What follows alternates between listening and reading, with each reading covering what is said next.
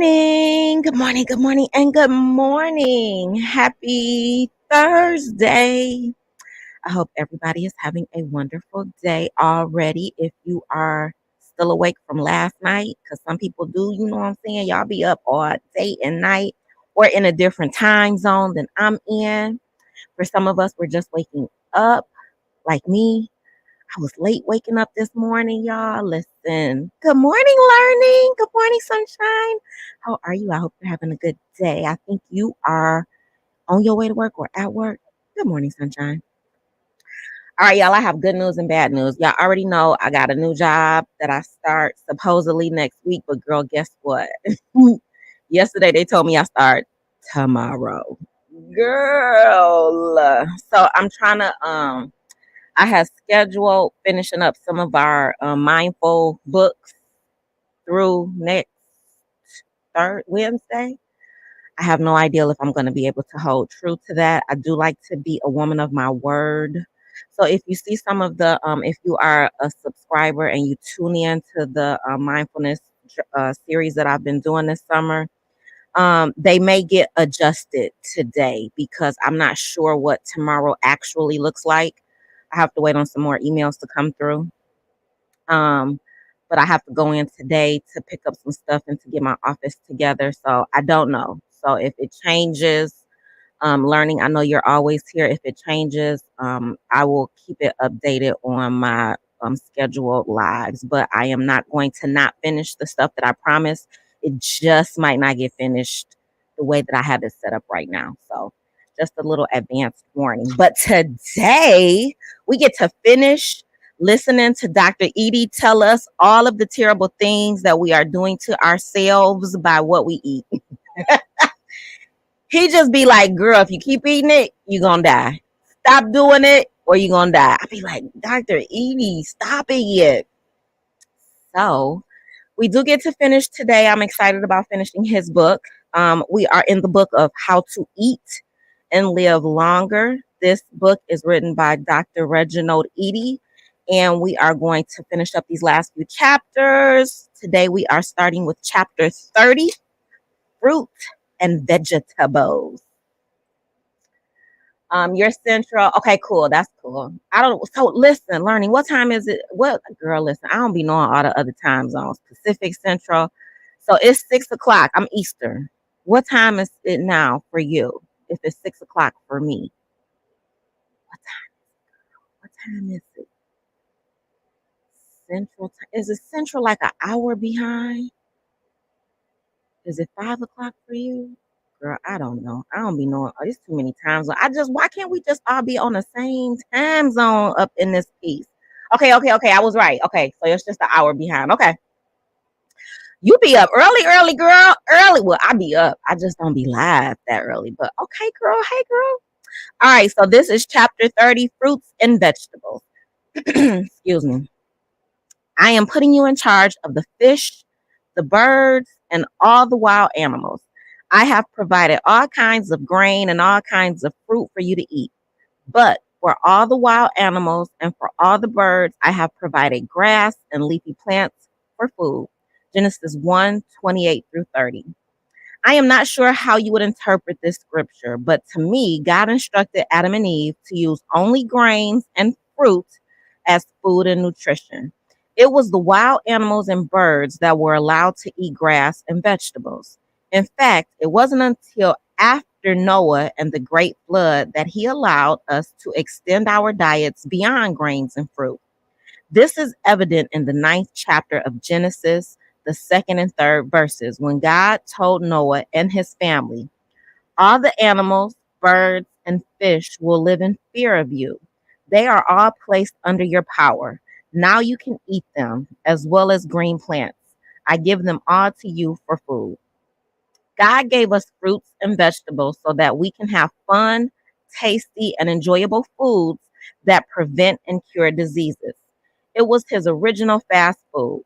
The National Institute of Health has suggested that we should have at least 5 servings of fruits and vegetables daily.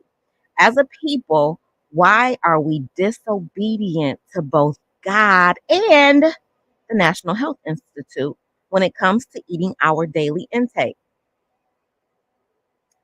You got his book too. Oh, so this is good. So do you just listen to it, girl? Listen. He be like, if you don't eat right, you're gonna die. If you don't do right, you're gonna die. Dr. Eadie, be nice. Be nice about it. He don't care. He be like, listen, I know the science behind it. I'm a doctor. I see these kind of patients in my office all the time. We need to do better. And he's not wrong. He's not wrong. All right, let's keep going. I recommend that all African American adults consume at least 9 daily servings of fruit and vegetables, as our genes have adequately responded to a high amount of fruits and vegetables for thousands of years. We should eat at least 4 servings of fruit and 5 servings of vegetables per day. This way, we can reduce or get rid of the diseases that result from not eating enough fruits and vegetables. The benefits of fruits and vegetables: it protects you from diseases, it's low in calories, it's high in fiber, full of vitamins, minerals, and water, contains antioxidants, and it is nature's toothbrush. Y'all listen, I the other day before I rode my bike, I ate some watermelon. Don't do that. Don't do that before you work out. Eating a watermelon was different than just drinking water. Girl, I had to pull over at CVS like, girl, I got a tinko. It was too much. Don't eat the watermelon before your workout. To ensure that you consume 9 servings per day, try snacking on raw veggies instead of potato chips. Adding fruit to your dry cereal in the morning. Using the salad bar 100% of the time when dining out. Drink pure, unprocessed juice. Ordering a veggie pizza and add the meat as an additional topping. Don't forget what constitutes a serving. And I've talked about this before. We do. Lernie says no. I usually don't take bathroom breaks when I ride my bike outside. Girl, I had to go to CVS like, girl. And I drive through different cities because it's our cities are really close together. Girl, I was like, girl. I was trying to make it too, girl. If you don't pull over and stop, I had to stop my little app that calculates the miles. I was like, girl, pull over. I never stop when I'm out on that bike. Girl, potty brakes on the road. It was funny. I was laughing at myself like, girl, you done fell off the bike the day before. Not today. You got to pull over and take a potty break. This is what aging looks like. That's what I felt like. I was like, girl, you're becoming a senior citizen. Okay, focus. I'm focused. So look, servings, y'all. We got to do better with servings, especially when you go out to eat. Usually when you go out to eat, unless it's like a small plate restaurant, like a tapas place or something like that, the servings that they give you are too big. You can cut all that stuff in half, eat half of it, and then go back and eat the other half. Or take it home and eat it for lunch the next day or dinner or something. Stop eating all the servings in the restaurants. So he's telling us to not forget what constitutes a serving. Learns that we are so used to big pork. Girl, listen, it is a serving size. I think it is like your fist. So he's telling us a half a cup of fresh or frozen or canned fruits or vegetables, 1 cup of raw leafy greens. One thing I did learn, like when you're doing a salad, you can brawl out on the greens part of the salad. You can put as many greens in the salad. That is the lowest. And don't eat that regular lettuce. What's that regular lettuce? I can't even think of the name of it. I do romaine or the mixed, what is it called? I can't even think of it. Don't do regular lettuce though. That lettuce that they serve in school cafeterias is trash. It's not high quality. It's low quality. Why can't I think of the name of the lettuce? Learning. What's the name of the lettuce? That basic lettuce. Let me see. I gotta Google. Now I gotta use my Google machine. Iceberg. Yes. Iceberg lettuce is trash.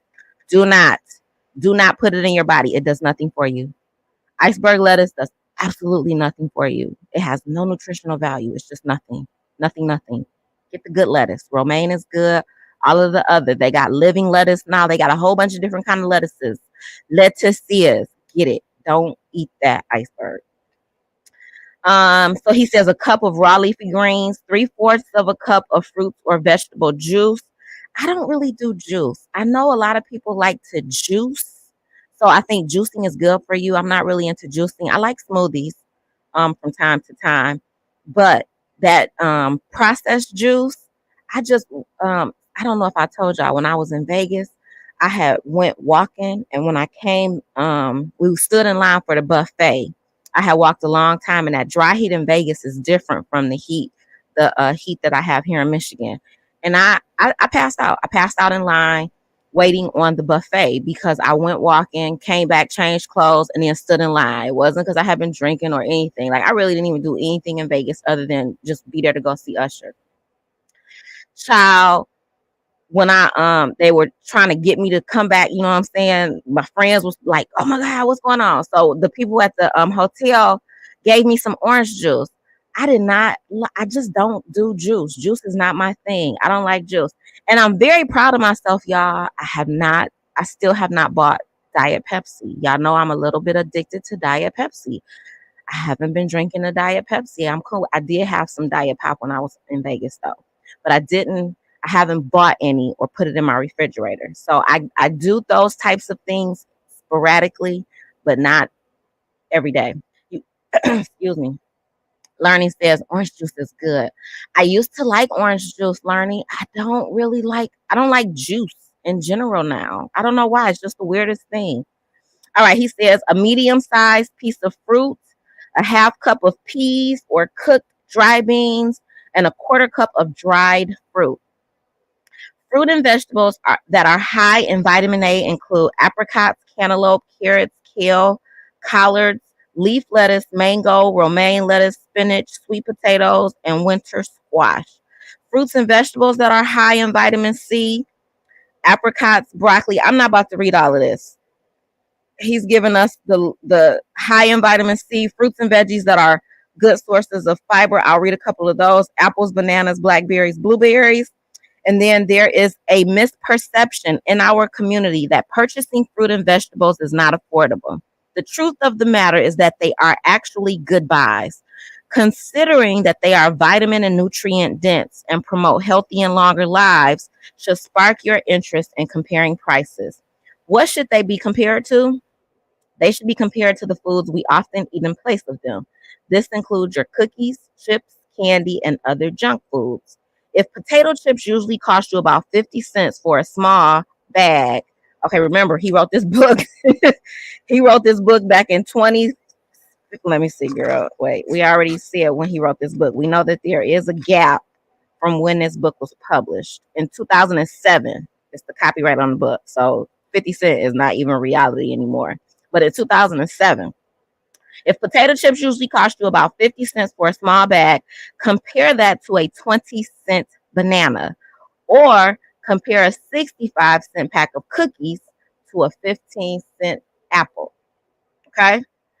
So, and there's also a trade-off. Remember, short-term gratification versus long-term substantiation.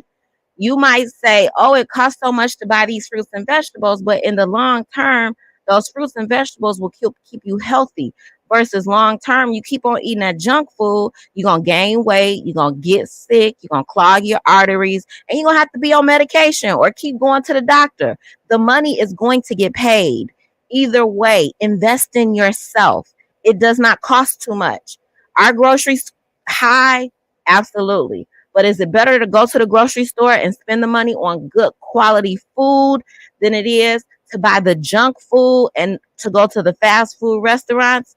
Absolutely. It's an investment. You invest in everything else but yourself. Stop it. Chapter 31. Understanding nutritional facts labels. Study to show thyself approved unto God, a workman that needeth not to be ashamed, rightly dividing the word of truth. 2 Timothy 2 through 15. Before you begin reading this chapter, I suggest that you grab a couple of your favorite packaged or canned food items as a reference. I'm not doing all that, but thank you, Dr. Eadie.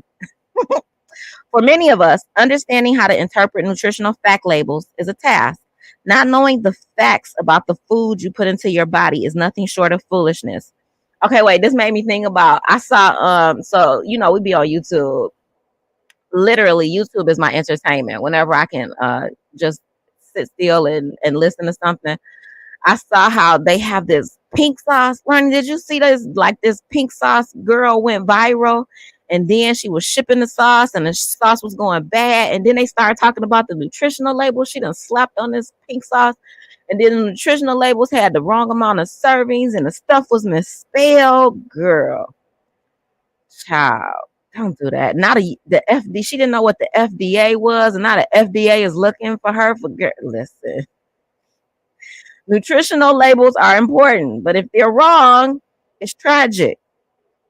Most of the information you need to know is provided to you by the federal government on the back of each food item. Since the government has done their job, being able to understand what is listed is your job. In the 1970s, food manufacturers were using arbitrary labels on their food items. In the early 1990s, the Nutrition Labeling and Education Act was initiated, and the FDA mandated labeling all foods with the exception of meat and poultry, which was being regulated by the USDA. In 1994, nutrition facts labels became mandatory and standardized. The labels were based on a 2,000 calorie diet. Y'all, that's a lot of calories. 2,000 calories a day is a lot of calories. It's a lot of calories. It's a lot of calories. Unless you're a man. This is how I think about the caloric intake one should have. Learning says the pink sauce didn't. Girl, it did not look good. And then she sold out. I think I saw one content creator's video where she must have made like $15,000. She sold that stuff for $20 a bottle, Learning. And the stuff was exploding. One lady showed her review of it, and it was smelly, and then they was still eating it though.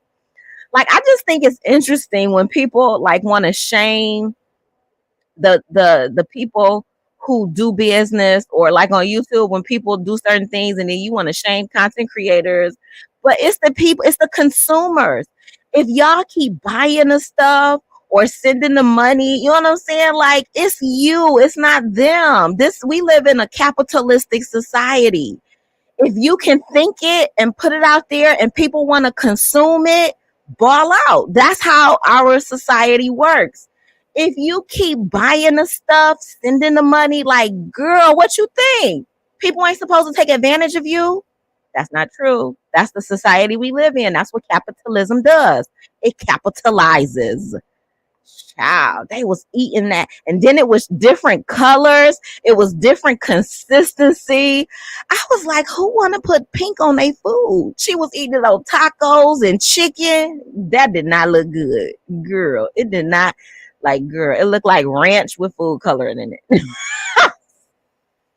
Like, the young people be out here doing all of the things, but girl, if you can make a coin off of it, it is what it is. Period. Learning, period. It's the consumers. Even the economy of being a content creator on YouTube. The clicks and the views go to the people who create the drama, right? Like, it just is what it is. All of the Cash Apps and the PayPals and the Zelles and all of the ziggity booms, the consumers want it. And if people want to tune into it, girl, do your thing. I don't understand. I think people bought it just to say they bought it, but why? Like, listen, you could have acted like you could have made you put some ranch and throw some food color in it and act like you bought it and then make your video. Girl, people don't know. They ain't in the house with you. Child, it is. People listen. I just sit back. And watch the stuff. I am what do they call it when you like to watch stuff but not get involved with it? A voyeur. I am a voyeur of all of the things. I enjoy watching the things. I don't want to be involved in it though, girl, but I want to know about it. I like learning. I'm with you, learning to love myself, girl. I like to learn all of the things. I like to I don't think I'll ever understand the psyche of all of the different personalities that exist on our planet, but it's very interesting. We live in a very interesting world. And I think it's good because everybody is different, right? We can't all be the same. I learn from all of the people, all of the places, and all of the things, child. I am a voyeur. I be watching. All right. The labels were based on a 2,000 calorie diet directed to those over 4 years of age. This large caloric amount was thought to be the average American daily caloric intake. I told y'all that's too many calories. Its purpose was to list major components of each food item, bad or good, so that the consumer had a better idea of what he or she was eating and could better choose which foods they should eat. My daily caloric, I think, so this is how I used to think about it. And I don't think about it anymore because I use an app to track my calories every day. I know, right, learning. I just be looking and peeking in. I just be watching, like, girl, what's going on over there? What's going on over there? And you know what's funny to me when people talk about something, when you get older, you don't want to be, I don't want to, I am older. I don't want to be involved in the foolishness and the fuck shit. But I will watch the trains crash. Like, I'm a human being, child. Girl, listen. It is astonishing what grown adults accept as right. Just girl, listen. Now that part, girl, listen, girl, girl. This part right here, it is astonishing what grown adults accept as right just so they can belong. Like, you don't have anything in your real life, in your family life, that really, like, that's more important to you than these external relationships out here. I really be feeling sad for people who just like, girl, I don't understand. I don't. And I don't be trying to. I'll be like, girl, listen, it ain't for me to understand. That is above my reading comprehension level. But I'll be here to watch it and then try to, you know what I'm saying? Like, I'm an educator, girl. I'll be wanting to see the stuff because I have young people who are going to turn into older people. And I'd be like, how did you get there? Let me see what these young people be like, girl, you know, because personalities are, you know, they develop in, I'm girl, listen. YouTube is very mind blowing, very mind blowing. And they get a lot of followers. Child, I don't even be jealous. I'd be like, y'all, I'm following and watching too.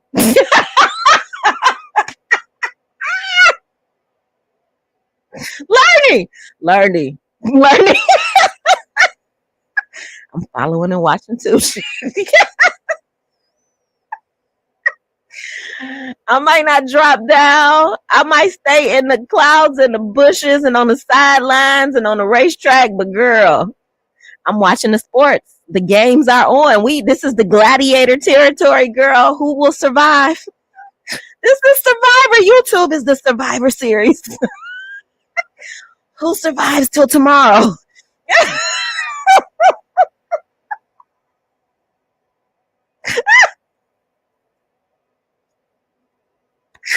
Okay. We talking about food, learning. Focus. Let's focus.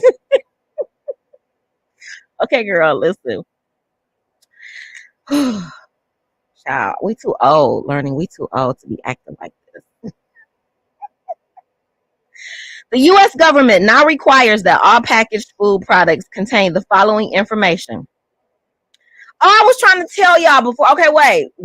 I was trying to tell you about my calories, and learning got me over here off the train. We done pulled over to the side, and we having lunch.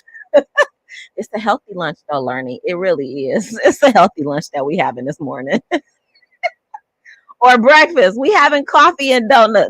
We can't have the donuts. We can have coffee. I had a coffee and an apple already. That's what we having. Hello. Okay, wait. Let me say it right. Hello and good morning, Chef Octopi. Good morning, Sunshine. Thank you for being here. Don't pay us no attention. We done fell off the train. We about to get back on now. We about to get back on.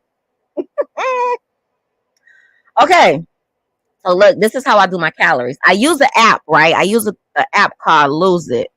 So let me see. I'm gonna take it. I'm gonna open my app and tell you what my app says for today, so I can tell you what my calories are.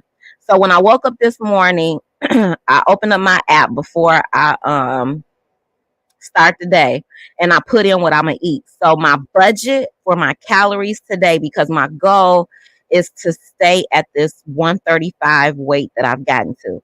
So my budget for calories is 1,375. That's how I started the day. Then every time I eat, I put the calories in. So for breakfast, I had an apple. I put in the coffee. So that is a total of 141 calories. So that gives me 1,234 calories for the rest of the day that I can eat, right? When I work out, I get to add more calories. But if I don't work out, the goal is to stay within that band so that I don't put more calories in my body than is necessary for it to maintain where I am. And I have to be cautious about the types of calories so that my body is getting and feeding off of the good stuff like Dr. Eadie wants us to eat. So that's why I said 2,000 is a lot. It's not a good measure for everybody. If I were to have 2,000 calories a day, I probably would be somewhere in the 200-pound weight unless I worked out a whole lot. So my budget was 1,375, and that's because my goal is to be at the 135. So that's how I think about calories. Like 135 is what I want my weight to be. 1,350 is somewhere around estimated where my calories should be. So if you want to be 175 pounds, you need about 1,750 calories, give or take, to maintain that type of weight. So the app that I use, learning, is called Lose It. Lose It. It's a free app. And I literally, like, the discipline to use it is you have to have it. And it doesn't work for everybody. Like one of my besties, or my bestie Foxy, she tried to use it and it does not work for her. So she has to do her own thing. And when I've been using it since I was, I think, 40 years old. When I turned 40, that's how I lost the weight then. So I knew it worked for me, and I've tried a lot of diets and all of that stuff. None of that stuff works for me. And doing it on my own, if I'm not disciplined enough to just estimate, oh, I can have this, and that. I literally have to see, like, the data. I need to see it to understand what I'm putting in and doing to my body. And when you first start it, if your goal is to lose the weight, when you first start it, you are going to be angry. You are going to have your feelings hurt when you actually see that all that food you ate yesterday, girl, you shouldn't have ate all of that, especially if you didn't even work out at all. You did too much. So it is really good to help you discipline yourself.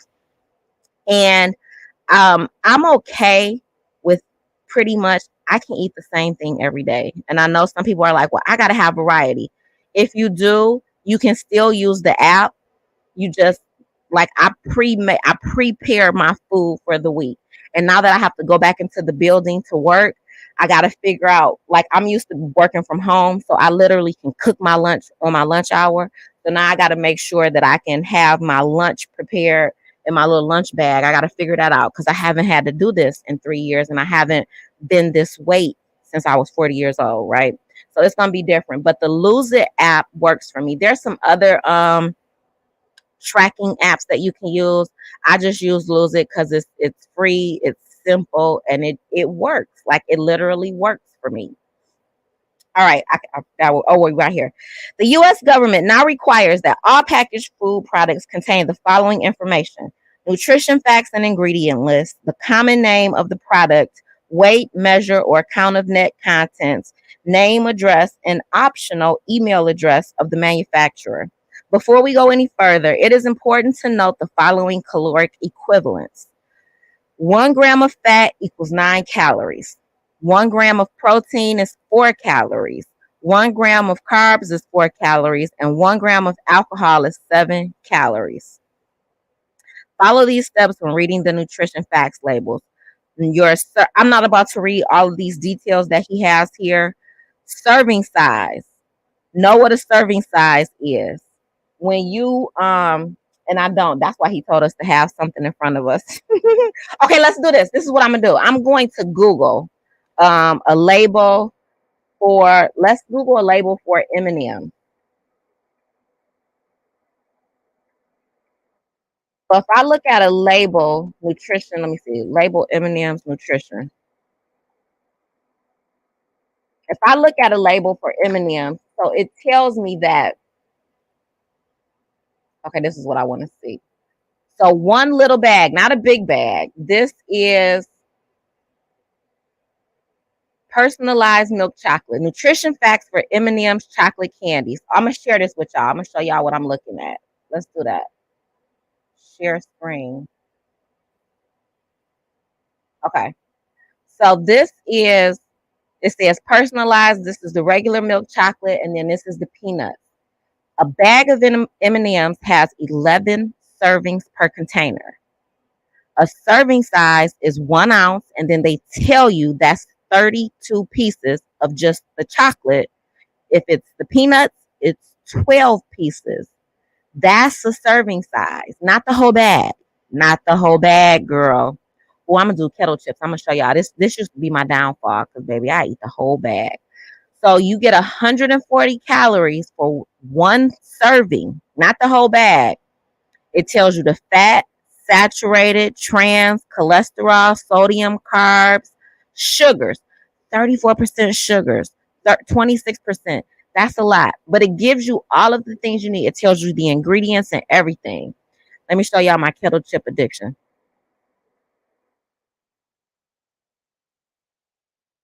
I'm gonna tell y'all another thing. I can't eat without going overboard. Kettle chips nutrition label.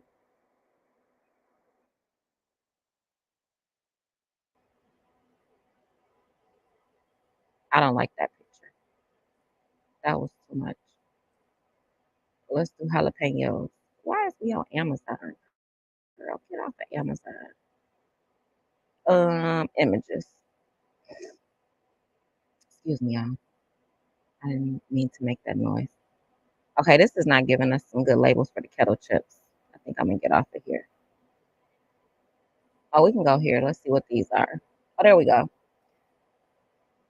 18 chips. Just 18. If y'all can see this. 18 chips. 18. 18 chips is a serving. 150 calories. If you do more than 18, like you gotta count the chips. 18 chips is the serving. Period. Okay. So be mindful, be careful of how much you're eating and putting into your body. Know what a serving size is. Read your nutrition labels. So he's telling us about serving sizes, the servings per container. We just looked at that with that M&M label. The calories are listed in 2 ways. You get a total calories. We just saw that. And you get calories from fats. Know what the nutrients are. You can't eat a bunch of junk food. Put that into your little app tracker and think you did good that day because you stayed under your calories. Your calories matter. The amount of calories. Oh, wait.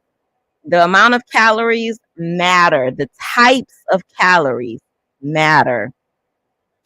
All right. An uneducated consumer looks at the brand and the price of an item when shopping. A smart consumer looks at the brand, the nutrition facts label, the price of the item, and then compares it to other brands before making the healthiest choice. As an educated shopper, master the nutrition facts label and teach it to your children, family, friends, and community. And hopefully that's what I'm doing today on the YouTube streets. Chapter 32, the Eat Right Sunlight Theory. So this is Dr. Eadie's theory because he is introducing us to this Eat Right Sunlight Theory. The introduction. On the day that the Lord gave the men of Israel victory over the Amorites, Joshua spoke to the Lord. In the presence of the Israelites, he said, "Sun, stand still over Gibeon." Joshua 10 and 12. Then God commanded, "Let lights appear in the sky to separate day from night and to show the time when days, years, and religious festivals begin. They will shine in the sky to give light to the earth." And it was done. So God made the 2 larger lights, the sun to rule over the day and the moon to rule over the night. He also made the stars. He placed the lights in the sky to shine on the earth, to rule over the day and the night, and to separate light from darkness. And God was pleased with what he saw. Evening passed and morning came. That was the 4th day. Genesis 1:14 through 19. Africans have appreciated the relationship between man and the sun for thousands of years. The sun is the primary energy source for this energized planet we call the Earth. This big, bright, heavenly body provides a great energy that is indispensable to all nature. This is why the earth moves faster when it is nearest the sun and slower when it is farthest from the sun. Humanity gets a great deal of its vitality, joy, peace, and happiness from the sun. Sunlight was used to prevent and treat the diseases of ancient Africans for many years before Egypt's advanced civilization came. It is responsible for blowing winds, ocean currents, and water flow, oil, the development of natural gases, and maintaining all life forms on Earth.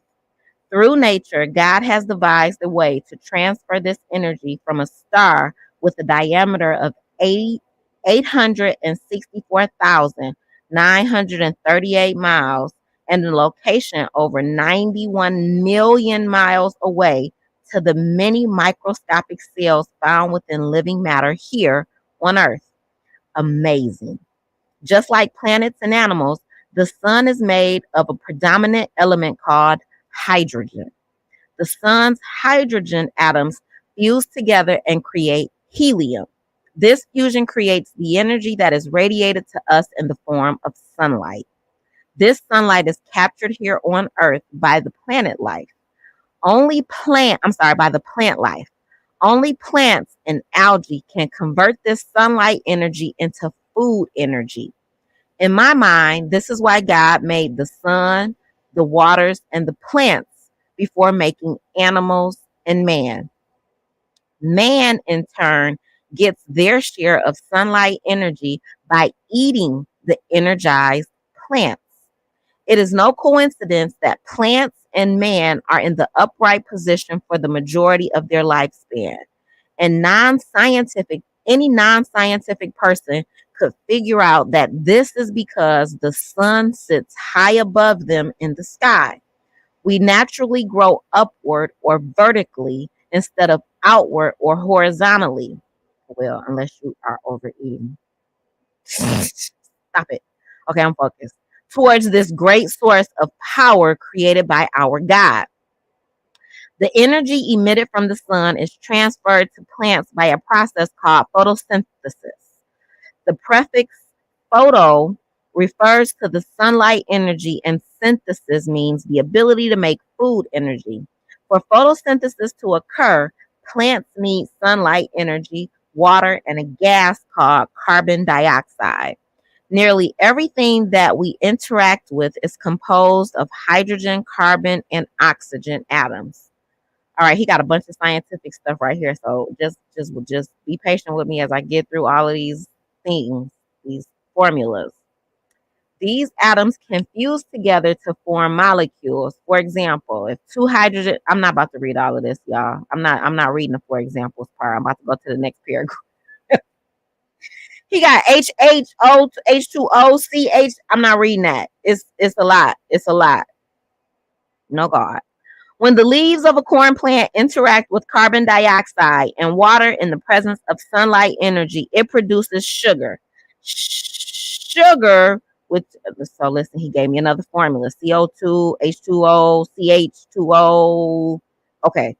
These two oxygen atoms are released into the air by the plants for man to breathe. This is how a plant's sugar molecule is stored as sunlight energy. When man eats the ear of the sweet corn, his body breaks these sugar molecules apart to get the energy back out. This is the energy that allows man to walk, talk, run, hunt, gather, think, see, and grow. Because God's perfect system works as a continuous cycle, man must give this energy back to the environment. To get the energy out of the sugar, our bodies must turn it back into water and carbon dioxide, just as it started. The process begins when man breathes in oxygen molecules, and then we got from the plant's photosynthesis. This oxygen molecule binds to the sugar molecule, blah, blah, blah, and blah. I'm not reading all of these formulas, Dr. Eadie. I don't understand. Just tell me what to do. Man, plants, and animals continuously exchange oxygen, carbon dioxide, and water. Through this cycle, all living things on Earth are related and working harmoniously as one. Man and animals make carbon dioxide for plants, and plants make oxygen for man and animals. The sun provides the energy to get this process started and continues the cycle. So basically, we are all working together to sustain ourselves in life. Another function of the sun is to provide light as well as enlightenment for man. In a non physical sense, this light allows us to clearly see and understand many things, including when to eat. It also energizes our brain, moods, and metabolism. How? The sun positively affects the sum of man's physical and chemical processes by which its material substance is produced, maintained, and destroyed, and by which his body's energy is made available. First of all, man should eat when the sun is visible. I agree with that. I try not to eat after 6 o'clock p.m. or provides light for the outdoors, because usually when you eat when it's dark out, well, unless you work weird hours like the nine, that is the challenge. Like I have a friend who works like midnight sometimes.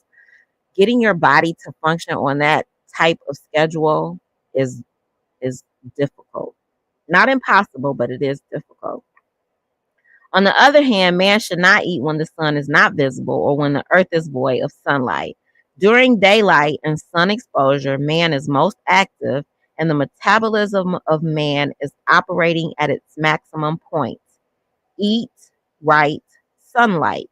During sunlight exposure, you have an increase in your metabolism, digestion, respiration, serotonin, and your energy levels.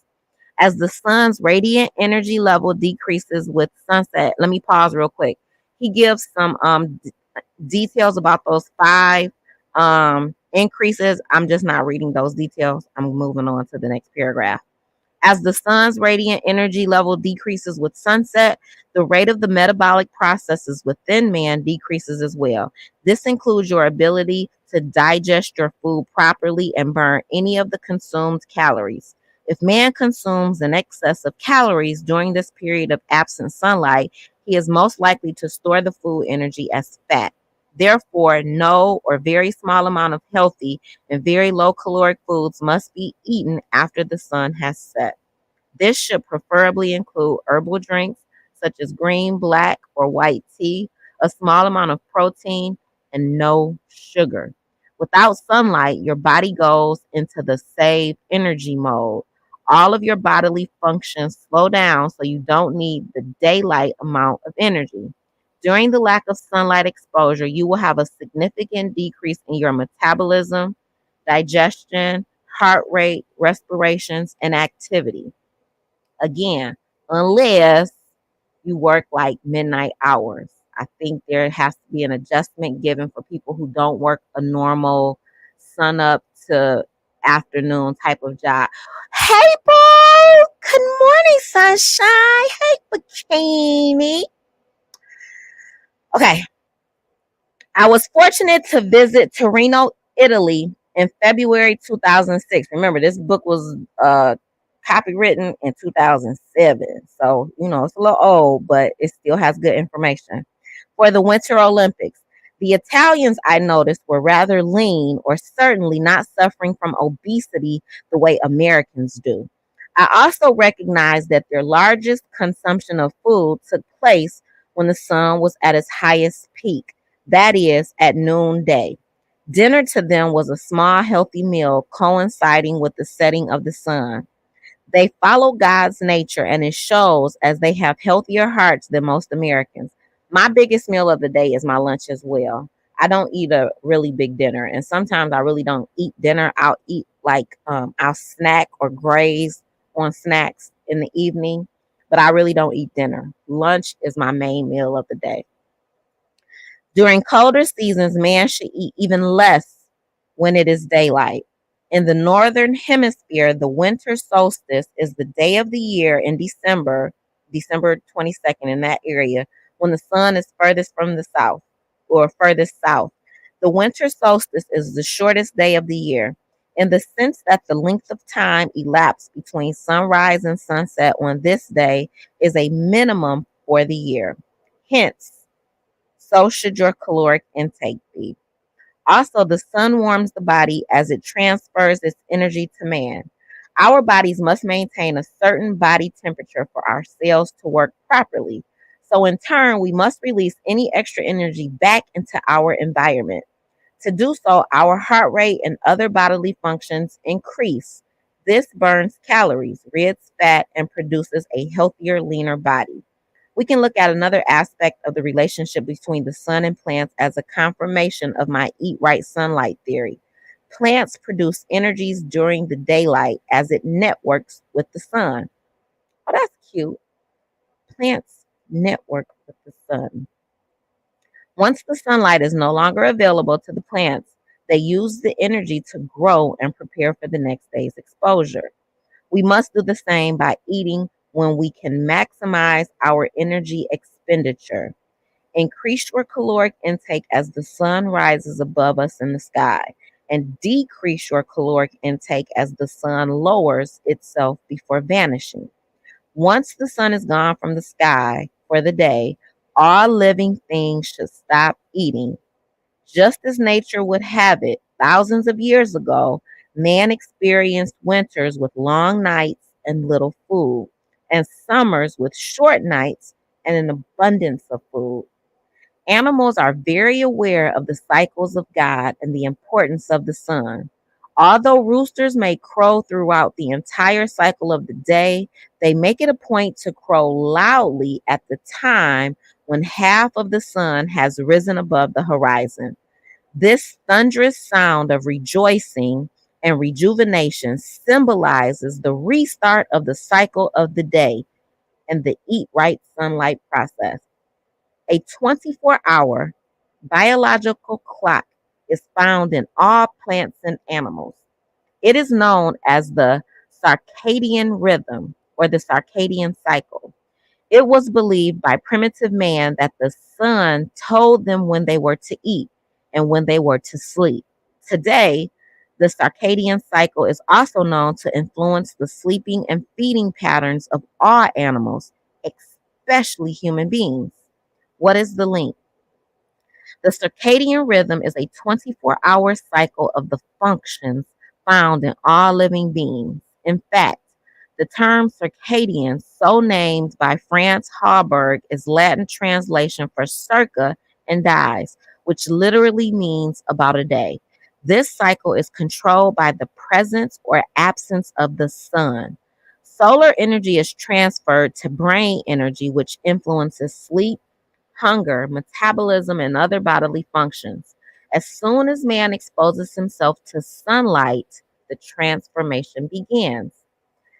Sun energy interacts with the light receptors in the retina, the innermost coat of the posterior part of the eyeball. This energy is then transferred to the hypothalamus via child. I can't even say this word. I'm not allowed to say can't. I have to sound the words out, girl. Okay. Via the retinohypothalamic tract. That's all we're going to do today. The light information is then given to the suprachiasmatic nucleus of the hypothalamus from the SCN, which is the suprachiasmatic nucleus. The impulses are spread along the pineal nerve to the pineal gland. The pineal gland, like the retina, has light receptors. It was called the third eye by ancient Africans. Mm.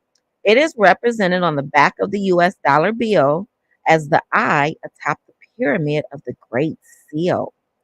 The pineal gland works in harmony with the hypothalamus gland, directing the body's hunger, thirst, sleep wake cycle, sexual desire, and the biological clock that determines our aging process. It is, in essence, of the body's eternal internal clock and the force behind the circadian cycle. Sun exposure results in the decrease in melatonin production and an increase in serotonin production. This low level of melatonin increases metabolism, decreases sleepiness, provides alertness, energizes, stimulates the brain, and stimulates the appetite as needed. In the absence of sunlight, melatonin production is increased. High melatonin levels make man feel tranquil, relaxed, calm, sedate, and sleepy. Serotonin is another very important and mystifying chemical that is also produced by the pineal gland. Most of our serotonin is produced in the early morning, when God's first rays of sunshine stimulate the pineal gland and it converts the amino acid tryptophan. Oh, listen, listen. He says this tryptophan is found heavily in turkey meat. That's why we be sleepy at Thanksgiving, y'all. We be eating the turkey and we get sleepy. Into serotonin. High blood levels of serotonin suppresses hunger, reverses depression, mode of action for antidepressant drugs, provides satiety, fullness sensation, and relieves certain pains such as migraines and tension headaches. Again, during the hours of darkness, the pineal gland is stimulated to produce melatonin, which is the sleep hormone, from a hopefully adequate supply of the serotonin. I don't think I fully comprehend anything I just read. I do this when I'm a terrible student. I have to reread stuff, child. Be like, what did I just read? When I do that when I'm teaching, I be like, okay, y'all, if I didn't understand it, I know y'all didn't understand it. But I'm not about to go back with y'all on YouTube and reread and make us understand what I just read. It's gonna be what it's gonna be. Just rewind. The fact that serotonin improves one's mood offers explanation as to why we crave certain comfort foods when we feel stressed, lonely, sad, and depressed. We distinctively desire foods high in tryptophan, hoping to elevate our serotonin levels. In states where sunlight exposure is limited throughout several months of the year, like Michigan, Illinois, and New York, you will notice a high rate of obesity as a result of overindulgence in such foods. A substantial amount of these foods is needed to produce a significant amount of serotonin. These foods are often high in sugar, fat, and unnecessary calories. Comfort foods that are often abused and that are high in tryptophan include, all right, this is stuff we ain't supposed to eat, y'all. This is your comfort foods: ice cream, fruit pies, cake, cookies, dairy products, rice, pasta, pastries, soy products, and probably your favorite junk food when you feel down. Let me give y'all a confession. I enjoy soy ice cream. It's not soy, it's almond. It's the almond milk ice cream. So I have these little bars that I eat. They're like 100 calories a piece. That's my little treat every day. Sometimes I have like four of them. So that's 400 calories, right? I found some almond milk in like these little mini gallon. That's not a gallon, like pints. And they have probably four servings. The problem is I can eat the whole thing. I can't buy it no more. I put myself on punishment. I was eating the whole thing, y'all, but they good. They got like chocolate chip, cookie dough, and they have one like a raspberry, some type of chantilly cake. Child, them things was so good. But I ate the whole thing. My serving size wasn't serving the size is. All the good stuff, learning, all of the good stuff. You can't have it. We can have it, but it's the moderations of it all. Hey, Mrs. America, good morning, sunshine. Hey, girl, hey. All right, let's keep going. We almost done. Well, we almost done with this chapter. We still got two more to do, y'all. Okay. Eating, as you now understand, should be done during hours of sun exposure. Research has shown that people can suffer a disorder called night eating syndrome. I'm waiting on him to tell us about how you do this with working at night. I hope he tells us something. This is Mary eating four servings in one time. They be lying to us. Girl, listen. That's why I can't buy it. No, I'm on punishment. I'm on punishment from the almond thing. I have to stick with the ice cream sandwiches or the almond sandwiches because I can moderate that. But if you give me that whole thing to eat, girl, I ate it. I've been eating it. It's good too. It's my comfort. It's my comfort. You got to get used to not eating right. Listen, I enjoy, they got this firecracker rolls at Benihana's. It's so good. But girl, you know it's like 1,000 calories if you eat all of it. I just can't listen. I had to tell myself no, and I can't go to Italian restaurants to eat either. The pastas of it all, mm-mm. It's like an addiction, right? Like you're supposed to do it in moderation, so you can have one or two. But you already know, like once you start eating the rice and putting it in your little stir fry. Did you know you don't have to have rice in your stir fry? Do the cauliflowers, y'all. Do the rice cauliflower. Do the rice cauliflower. You'll get used to it. It's not the same, but it's it's a good substitution. Rice cauliflower is decent. And they sell them in big bags at Costco. And they got some with like vegetables in it too. Costco got good rice cauliflower. Don't get the ones at the grocery store. Get the ones at the Costco's. They probably got it at Sam's Club too. I don't know. I don't go to Sam's Club. Costco is my jam. The rice cauliflower is work, girl, but that rice is it's not giving. But if you're gonna do rice bikini, you got to do the whole wheat, whole grain rice. Don't do the white rice. It's not good for us. It's so hard to eat, girl. Girl, that's why I use the app. You got to use the app. The app will tell you about yourself and it will hurt your feelings all in the same breath, and it will hold you accountable to all of the serving sizes. The serving sizes are not your friend. You was just gonna say the restaurants are out. Yeah, yeah. You got to be real careful. I talked about this earlier. When you go to restaurants, don't eat the whole meal. Cut that meal in half as soon as you get it. Just cut everything in half as soon as you get it, and know you got to take that home. And if you force yourself, if you sit there looking at it for long, you're going to start picking at it and you're going to finish eating it.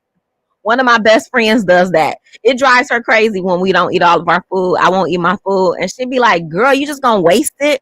I'd be like, well, if I take it home, I'm going to eat it. I will pinch on food. So listen, brown rice is good, but it's still moderation, no, bikini. You still got to look at your servings, and you still got to know that you can't have a lot, and you shouldn't be doing it every day. You shouldn't do it every day. Those starches and the carbs and the rices and the pastas and the things and the breads, girl, the breads. You got to be mindful. Yeah, do the rice cauliflower really is good. I eat that every day with my lunch. I told y'all I'm okay with eating the same thing every day. Literally for lunch, that's my biggest meal of the day. I get salmon I go to Aldi's and I get that big slab of salmon, and I cut it into 5 pieces and I freeze them individually. So I take one out every morning, and I marinate it with some amino acids. So instead of using soy sauce, I use amino acids. I don't know if you guys have ever heard of that, but amino acids is good. It feels like it's very salty, like soy sauce, but it's not. It's not soy. It's natural. It's a natural sauce. And it takes the place of soy sauce, and you can season your foods with it just like you can with salt and pepper or soy sauce. So I use amino acids, and I soak my salmon in that, and then I use mixed vegetables and broccolis and the rice cauliflower, and I eat that literally every day for lunch. Every day. I don't even have a problem because I get to have my almond sandwiches as dessert. I'd be like, oh, I get my treat today. Or I have psyched myself out. Whatever I've done, I'm able to do the same thing every day. How do you prepare your brown rice? I just don't like the taste. Without carbs, I'm starving. Oh, bikini. Well, it's not that you can't have the carbs. It's the moderations of it all. It's the moderation. Salad is like an appetite. It doesn't have to be though, bikini. Like if you do a lot, like you can put as many greens in as you want. And then, like a couple, put some nuts in there, and then put, I do craisins. I do dried blueberries in my salad. I do measure out my salad dressing. I like this light Caesar salad dressing. Who makes that? Paul Newman. Paul Newman has a light Caesar salad dressing that I find very tasty. And yeah, your salad can be banging, and then put some you can put some grilled. I use the air fryer typically when I cook. You can air fry you some chicken breast and throw it in there. Like, I find salads can be very filling. And then if you get them glazed almonds and stuff like that, that stuff be good, girl. You can eat a salad as a meal, but it has to have either boiled eggs or some protein. So you can do that. Just be mindful. Listen, the biggest thing and the best thing I can do for myself is you can have all of the things. I feel like I've changed my mindset to not say what I can and can't have. I can have whatever I want. It is just about moderation. And if I put it in my app tracker, my calorie tracker, I have to be mindful that if you put this in your body, know what a serving is, and know that if you overeat, you got to pay for it. You're going to either have to work out more today or you're going to gain some weight, girl. Like, it is what it ain't. Bikini said, yesterday I had brown rice, okra, and chicken breast, and I'm guessing it tastes really good. I had rice. I usually do. So but Bikini, you're small. Like, you're shorter, I think, and you're a smaller frame. I remember we were talking about like staying your calorie, what you're trying to stay at as your weight. You can do it. It's just the moderation of it all.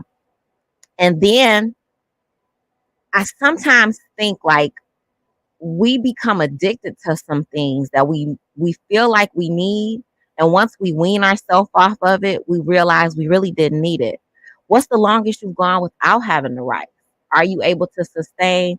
But I know your calories, I can't remember. I remember you're trying to be, I think you're trying to maintain 130 is the Bikini? I can't remember. I think we talked about this months ago though. I remember when kale smoothies became viral in Cali years ago. Child, kale is trash. This is America. Big grown up kale is nasty, in my opinion. This is just me talking, y'all. Some people love kale, but now baby kale is decent. I can do baby kale in salads and smoothies, but grown up kale is awful. It is just, I don't know how people eat grown up kale. It's the baby kale for me. I can do the baby kale, but that grown up kale is just harsh. It is harsh. It just, ugh, and ugh. And I'm a healthy girl, but that, no God. Beans and seeds and salads is really good. Absolutely. Absolutely. You still got to be mindful of the beans. The beans are carbs too. You got beans in the carbs. You've been borderline diabetic for years, so I don't use sugar, but rice and plantains do a lot. Okay. So you got to be mindful because of having to manage that. Absolutely. I can't do kale, child. Listen, the baby kale is not bad, but that grown up girl, no God. Okay, back into the book. So I'm going to go back to the beginning of this chapter where I had my finger at before I start talking to y'all. Eating, as you now understand, should be done during hours of sun exposure. Research has shown that people can suffer from a disorder called night eating syndrome.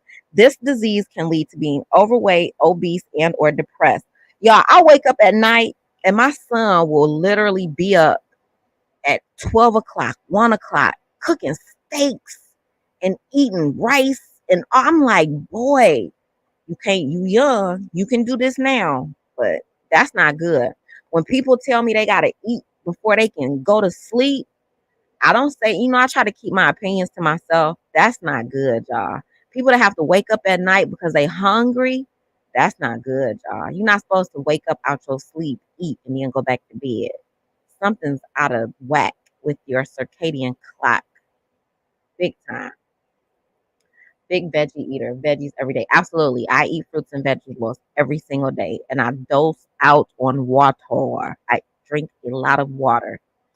Night eating syndrome is present when a person eats after the sun sets. Night eaters have the following characteristics. They eat little or have no appetite before the sun sets.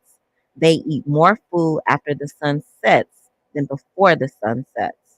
Eating more than half of your daily food intake after the sun sets. They awaken throughout the night from their sleep, and they must eat in order to fall back to sleep.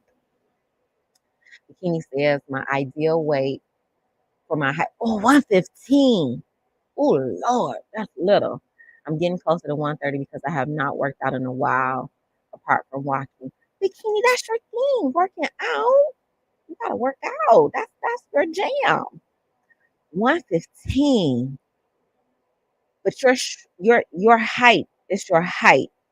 I think I know your doctor wants you to be there, but you're shorter. I'm 5'3" ish. 5'3" ish.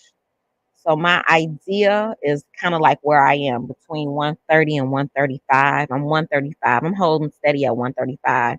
And my friends be like, girl, you too small. I be like, girl, but that's not what the things say. And I'm doing good. I'm holding steady. But 115 for my height, that would be, I think you're shorter than me. I'm not sure. I think you are. Okay. The next time you consider a vacation, ask yourself why you want to spend it in an environment with an excessive amount of sunlight. True. I like to go places. 5'2". That's not that much shorter than me. 115 bikini. Ooh, Lord. God bless you, girl. That's girl. Holding steady at 135 is girl. It's a struggle. So listen, when I'm not focused on my weight, my comfort zone, when I'm just eating like mindlessly, but I'm still working out, my comfort zone weight is 160, 165. Period. I can maintain 160, 165 and work out and kind of eat haphazardly, not as mindful.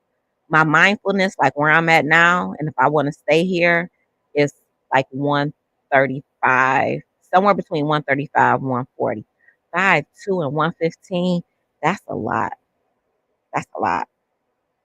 Um, Not only does it give you an inexplicable degree of energy, it enlightens you. We have gotten away from utilizing the many benefits of the sun. Man's earliest means of tracking the movement of the sun as it relates to time was with the creation of the sundial. The Egyptians and subsequently the ancient Chaldeans mastered the sundial. Biblically speaking, when King Hezekiah had fallen sick and was told by the prophet that he was to prepare for his death, he prayed to God for a longer life. What you say, King? That's what your GN told you at 22, you should go over 115. Yeah, 115 is small. That's really small. That's hard to maintain. That's 1,000 calories or 1,100 or like 1,200 calories a day if you don't work out. That's a lot. That's tight. God heard his prayer and sent Isaiah to explain to him how to heal himself of his illness. King Hezekiah wanted a sign from God to assure him of his full recovery and his ability to return to the temple in a 3-day period. God told him that he would move King Ahaz's sundial back 10 degrees as a sign of his promise to allow him to live 15 years longer and return to the temple. The process of tracking time with sundials to determine when one should eat instead of using the circadian cycles was not accepted by many during these days. For centuries, this was debated by many philosophers and healers as new sickness began to appear among the people. Plautus expresses his concerns in 200 BCE when he said, "The gods confound the man who first found out how to distinguish hours. Confound him too. Who in this place set up a sundial to cut and hack my days so wretchedly into small pieces? When I was a boy, my belly was my sundial, one more sure, truer, and more exact than any of them. This dial told me when 'twas proper time to go to dinner, when I was ought to eat. But nowadays, why even when I can't fall to unless the inhabitants shrunk up with hunger, creep along the streets." Child, I have no idea what this man just said. I don't know what Plautus was saying here. This is one of them primary source documents. If I was doing this with my students, I'd be like, okay, let's go back. Let's go back and dissect this because we don't know. We're not going to keep reading, y'all. But since we are on YouTube, we're going to keep going. But overall, he was basically saying The clock is not your measurement of when it's time to eat. The sun and your body tells you when you're supposed to eat during the sunlight hours of the day. Y'all be looking at the clock. Oh, it's 8 o'clock. I'm supposed to have a bagel and a cafe latte and a egg sandwich, right? It's 12 o'clock. I'm supposed to have my lunch. It's 6 o'clock. It's time for dinner. That's not what the natural rhythm of your body is supposed to have. And dinner should not be a full course meal dinner. Sunlight provides nourishment and energy for all living things. It regulates the temperature and humidity of the Earth's atmosphere, keep, keeping it at life supporting levels. It initiates rain and snow and replenishes our rivers and lakes. All food we eat has a relationship to sun. There are some other benefits of sunlight. It produces vitamin D, decreases blood cholesterol, decreases blood sugar, kills germs, disinfects, increases aerobic fitness, increases alertness, energy, and enthusiasm, and promotes a feeling of well being. Truly, the light is sweet, and a pleasant thing it is for the eyes to behold the sun. Ecclesiastes 11 and 7. Could this scripture have the benefits of the SCN of the hypothalamus in mind? Child, Dr. Eadie, we don't know. Chapter 33, Substitutions to Live Longer. None of us hate our bodies. Instead, we feed them and take care of them. Ephesians 5 and 29. Choosing a new way of eating is like choosing a new way of life. My recommendations of what to eat are based on scientific evidence, medical research, personal experience, and common sense. The most challenging aspect of dietary modifications is how to substitute your present bad choices with your future good choices. Salt, salt. The flavorsome enemy of the African American. We have been conditioned to accept salt as a taste enhancer, ideal for the improvement of our already greasy, fat ridden, and low in nutrient foods. Dang! Eadie is pulling out the sword on y'all. He pulled the sword out at the very beginning and was like, psh, psh, psh. Salt. Salt single-handedly has caused more disease than any other combination of minerals known to man. Because of its salty taste, it has now become a part of the African American culture. Today's soul food restaurants would not dare have it absent from one of its dining tables. Wow. Bikini said, for me, breakfast is at 8 a.m., lunch is at 12, dinner is at 4 to 6. That's a good dinner time, Bikini. You should stop eating. I think the way when I was younger, I learned that I should not eat 3 hours. I don't know where I got that from, but you should not eat 3 hours before you go to bed. So if your bedtime is 9 o'clock, you should stop eating at 6. That should be your last meal or the last thing you put into your body. If your bedtime is midnight, you should go to bed earlier. You should go to bed earlier. I try to be on a 16-8 schedule, intermittent fasting. Yeah, salt is fast food. Listen, let's see what else he tell us. Some of us are unaware of the variety salts and how they can produce at least 5 different taste sensations: salty, sweet, sour, savory. We simply enjoy the sensation we experience when we shower our child with these small white crystals that lead to our high blood pressure, swelling, heart attacks, strokes, and kidney failure. The first documentation of salt production was, guess what? In Africa, because Africa is the motherland for all of us. Whether the people like it or not, Africa is all that and then some. And I'm trying to get there in this lifetime. I want to see it with my own eyes. But if you use Google, have y'all ever taken, I used to do this with my students in class. Have y'all ever taken a field trip on Google Earth? You can go anywhere in the world on Google Earth, y'all. I went to Brazil and went to the Christ the Redeemer statue and looked out with my students of the top of the head of that Christ the Redeemer.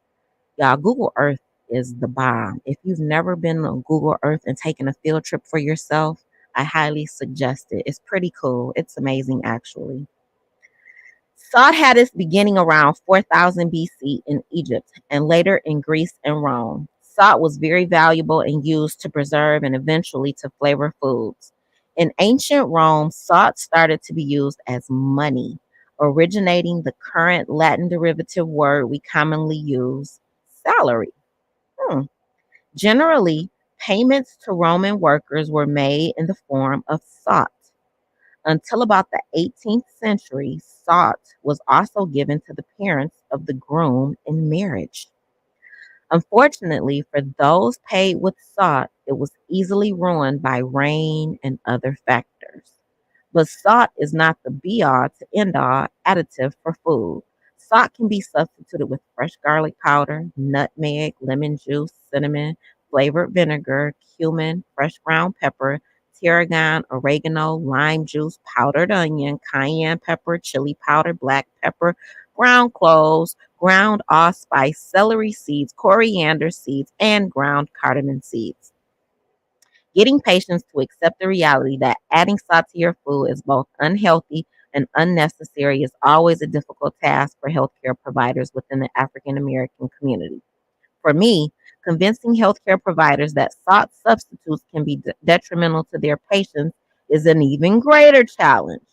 For example, people with kidney disease, pregnancy, stomach ulcers, diarrhea, and Addison's disease should use potassium chloride and other salt substitutes with caution. They can also cause the following side effects: chest pains, irregular heartbeats, confusion, weakness or paralysis, stomach pains or cramping, rash, anxiety, numbness, and tingling. Good morning, we on lock. Good morning. I don't mean to be rude, but I was wondering if you could one of these times, if not tomorrow, which is today, come to the channel so we can have this. What time? You got to let me know what time. And my schedule is crazy right now. We on lock. Like I'm starting a new job, and I thought it didn't start until next week. And yesterday they told me it starts tomorrow, which is today, because I got to go in today to pick up my badge. But I will attempt. I will attempt. So let me know. Email me we unlock, because I don't do the DM thing on IG, and my IG is, I locked it, and I'm not really active on IG, and the DM thing on IG, I don't be trusting the DM child, because the some of the spaces I go on YouTube to hang out, people in these DMs, I can't, I'm too old for that. So I'm gonna put my email address in here.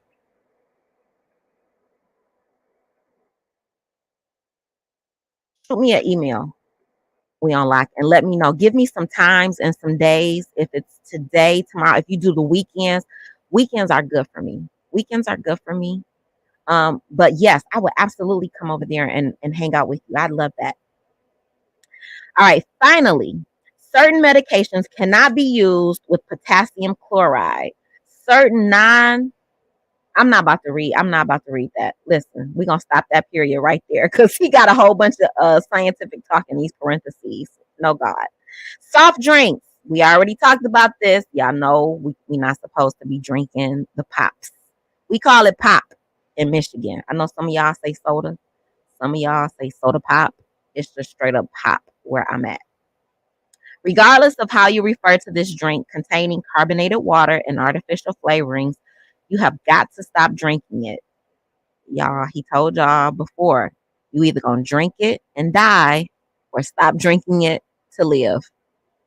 If you are in need of weight loss and find it very difficult to stop consuming caffeine, you may want to consider temporarily switching to diet soda. Otherwise, stick to drinks that have some nutritious value. A good habit to develop is preparing your daily drinks from whole fruits and vegetables. Using a household blender or juicer is a quick and simple way to prepare natural fluids for your consumption. The ideal substitution for all drinks would be water. This natural hydrator should be consumed first and foremost, at least 64 ounces per day. Fruits and vegetables can be added to water in order to provide flavor and sweetness the natural way. Fruit juices that are unsweetened and with no added preservatives can be used, but should still be used with caution, especially if you are attempting to lose weight. They should be limited to 16 ounces daily. To prevent rapid blood sugar elevations and provide more natural fruit flavored drinks, dilute your 16 ounces of juice with water to help increase your daily consumption. In most cases, you won't notice a significant difference in taste. Now, that's something I never heard of. So, if you are a juice drinker, take your 16-ounce juice and add water to it. It'll stretch it out. And he's saying it shouldn't change the taste very much. I'm not a juice drinker, so this part doesn't apply. I am, I'm not saying I used to be because just because I stopped it for a while, I am a Diet Pepsi drinker. That is my drink of choice. And you know, I live in Michigan, so we got Faygo and we got Diet Faygo on the shelves here, girl. And that red Diet Faygo is good. I ain't gonna even lie and tell you it's not. Sugar. First of all, many physicians and medical publications deny that sugar causes diabetes and simply consider this a myth. I beg to differ. If you research causes of insulin resistance, a precursor to diabetes, you will find the following: abdominal obesity, which is a waist circumference over 102 centimeters in men and over 88 centimeters in women. 88 ladies, if your waist is over 35 inches, he's saying for your waist in women. Elevated serum triglycerides, 100 and, I'm not reading it. Elevated HDL cholesterol, blood pressure of 130 over 85 or more, fasting blood glucose of 110 or above. Please believe, if you consume too much sugar, you will at least develop abdominal obesity, insulin resistance, and finally, diabetes. Not only diabetes, but sugar consumption can lead to many other diseases. The consumption of even naturally concentrated sugars of any nature, like honey, maple sugar, date sugar, must be limited. God also gave us access to sugars in the fruit and vegetables He surrounded us with. Your sugar substitution should begin here. In addition to fruits, consider the following: stevia. That is my jam, y'all. This is the first time he talked about it. Stevia. I use that. I don't use sugar. I use stevia. Even when I told y'all if you were in one of these other ones, I travel. When I travel, I pack my stevia with me to go because everybody doesn't have stevia. They use that other stuff, the pink and the greens and the blues packages. No God. Stevia is safe. Okay, Dr. Eadie, I'm with you on this one. Stevia powder, mashed bananas, apple butter, applesauce, plum butter, orange squash, ginger spice, nutmeg, cloves, vanilla spice, or cinnamon spice. You may want to consider heating of cooking or cooking with fruits, as it makes the fruit taste much sweeter. It's a typo somewhere in there in that sentence, child.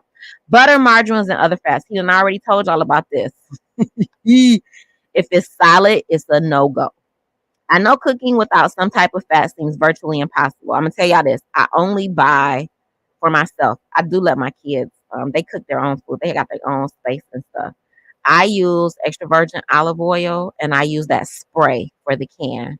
So if I'm using my nonstick, I'll use the olive oil spray to coat my pans. And then if I need oil in my food, I use extra virgin olive oil in place of butters. I just do. Try using flaxseed oil, canola oil, olive oil, avocado oil, walnut oil, or even mustard oil. Challenge coconut oil is good too. Challenge yourself by eliminating the butter, lard, margarine, and shortening for 30 days. This will show you that you really can live without them. I agree. To improve the omega-6 to omega-3 fat ratio, consider combining some of these alternative oils. For example, consider mixing these with good omega-6 to omega-3 fat ratios. Now, this right here, my brain is like, girl, what are we reading? Because the ratio situationship is a lot, but let's go. With those of not as good ratios, Your other option would be to use olive oil with cooking. That's what I do. And simply take your daily omega-3 oil supplements. I don't do that though. I don't do omega-3 oil supplements. I tried to do fish oil supplements and my body doesn't like a lot of extra vitamins and stuff. It didn't work well for me. Remember to stay away from the oils with poor omega-6 to omega-3 fat ratios such as coconut. Really? I thought coconut oil was good. Corn, peanut, and sunflower. Regardless of what you choose, you should avoid butter. Y'all hear me? This is Dr. Eadie. This is not me. This is not me. I'm the messenger. Regardless of what you choose, you should avoid butter as much as possible. The new margarines now with trans fats may be a healthier way to go. You got the sword out, y'all, but limit those as well. Once again, fruit substitutes are always an option. Check out the fruit spreads or preserves with extra fruit and no added sugar. Alcohol. Y'all ready? Are y'all ready? Because you know he about to hurt some feelings. And the Lord spoke to Moses, saying, speak to the children of Israel and say to them, when either a man or a woman consecrates an offering to take the vow of a Nazarite to separate himself to the Lord, he shall separate himself from wine and strong drink. Number 6, 1 through 4. Past day Africans used wine for medicinal purposes, such as for the treatment of headaches, anxiety, insomnia, digestive problems, and some cardiac abnormalities. When used only occasionally and responsibly, alcohol can provide many health benefits. Enjoying an alcoholic beverage along with dinner dates back many years before Jesus did so during the Last Supper. Wine contains both phytochemicals and antioxidants, both of which are life-promoting substances. When used as a marinade and meat tenderizer, wine can add life to the flavor of your meats. Just make sure you choose a wine with no added salt. Wine can also be used to cook dishes to exacerbate or deepen tastes already present.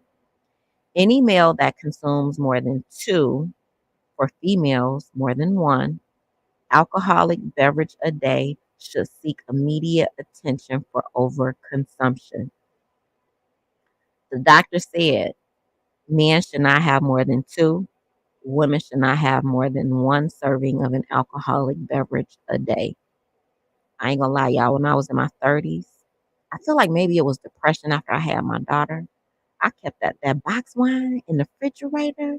Girl, I kept a box of wine. And if you have ever had box wine in a refrigerator, you know you have no idea what is in that box. And you just keep going back and filling up your glass. Girl, ain't no telling how many servings I had. I just thank God that I have overcome some of the foolish behaviors of my youth.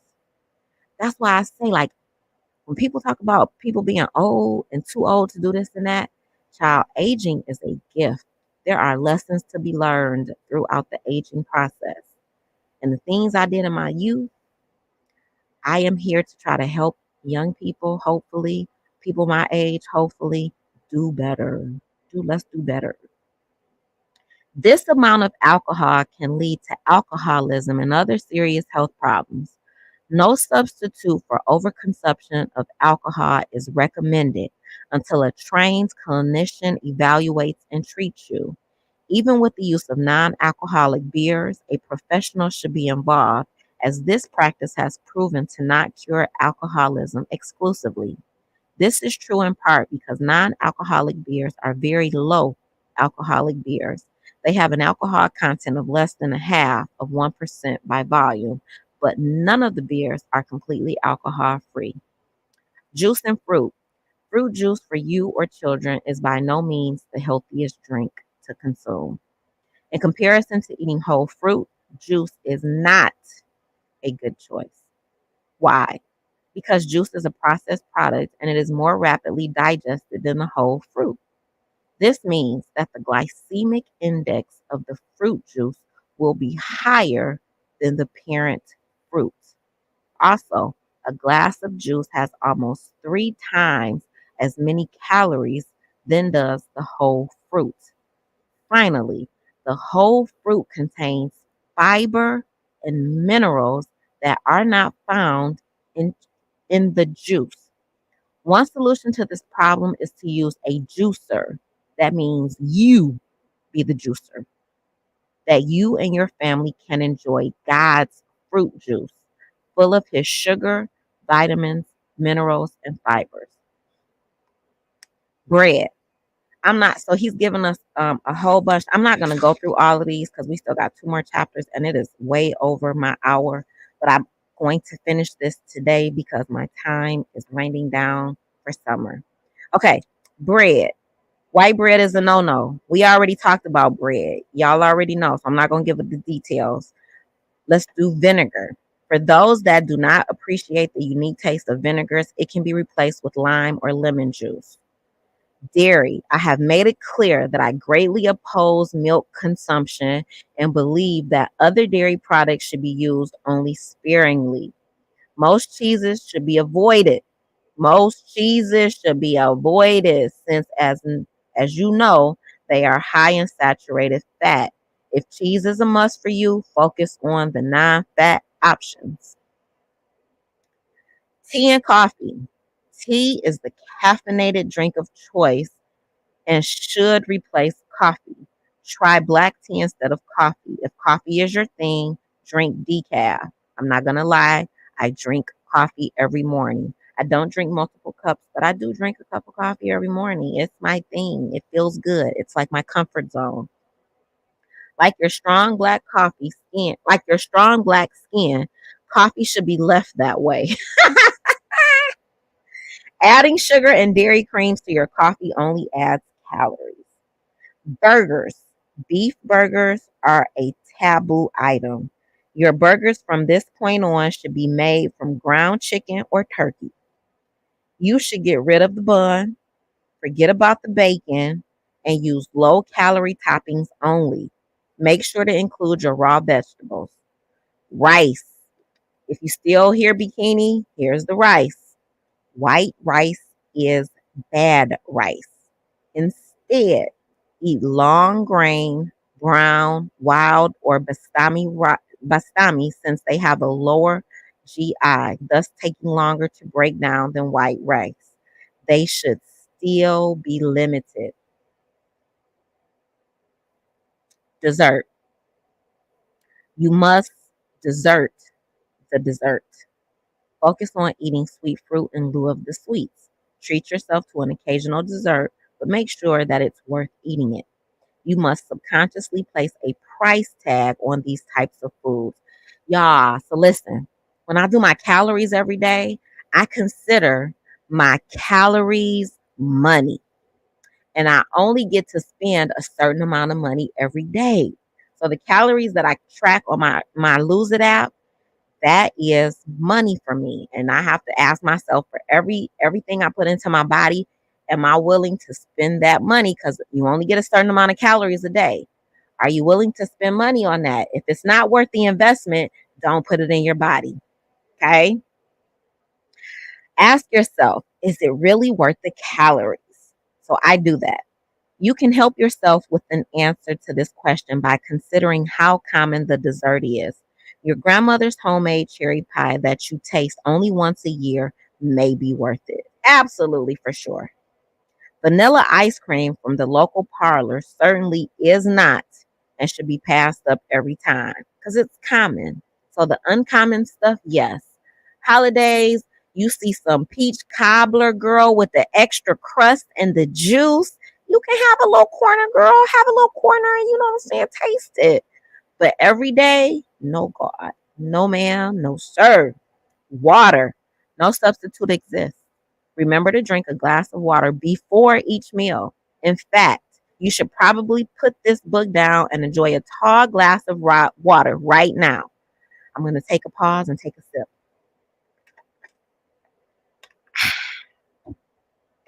I can't believe you even looked to see what I would suggest to take the place of most abundant matter in your body. Cereals. Sugar-coated, processed, character-related cereals usually do more damage and are nutritionally just as bad as, y'all, candy. Do you approve of giving your child candy for breakfast? The sugar load within the cereal and milk is horrendous and must be eliminated from our children's diet. Consider using high fiber, whole grain, large flake, cold cereals instead. The fiber content is more important and should be at least 10 grams per serving. To this, fruit, nuts, and yogurt can be added. Adults and children can eat this en route to work or school in the morning to get the day started off right. Many are surprised to discover how much sugar and milk is not needed. Heated oatmeal prepared with water is the ideal warm cereal. Oat bran and oatmeal have low glycemic indexes and therefore will keep your stomach full longer. Other benefits include keeping your blood pressure and cholesterol lower. Again, fruit can be added to satisfy your sugar needs. I was going to say the problem with the oatmeals and the hominy and all of that is the sugar. You cannot sweeten it with your favorite sugar, your favorite maple, or your favorite brown sugar. Stevia, I use stevia, y'all. Stevia is wonderful. Chapter 34, 6 steps to successful eating and living longer. Okay, so he's going to give us some steps. I am going to flash through and not get into the details of all of this. So I'm going to skim through and just give y'all an overview. 1, learn your idea weight. Get there and stay there. So I've been here before. This is my ideal weight. It's not my comfort weight. I told y'all my comfortable weight, 160, 165. I don't got to think about it. I can work out and I can have the things that I want. But my ideal weight for me is 135. So get there and stay there. That is my goal from now until eternity. Because I know how to get here. I've done this before. I do this every decade, y'all. I didn't even notice it until I turned the big 50.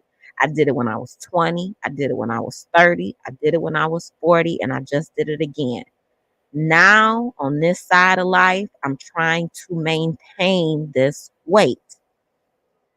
And Jacob said to Amasa, art thou in health, my brother? 2 Samuel 20-9.